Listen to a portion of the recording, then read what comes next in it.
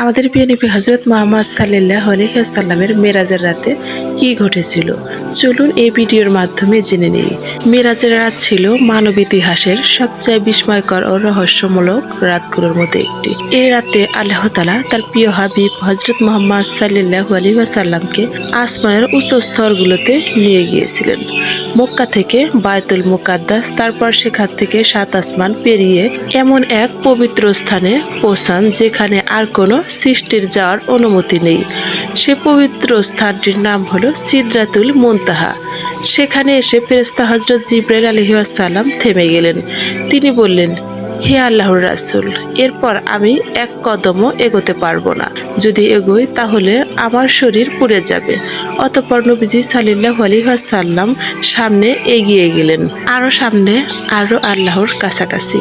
সেই মুহূর্তে তিনি এমন এক নৈকট্য লাভ করলেন, তারপর যা ঘটলো, যা জানলে আপনার ঈমান তাজা হয়ে যাবে। আপনি কি জানতে চান সে রহস্যমূলক ঘটনা সম্পর্কে কি হয়েছিল তারপর?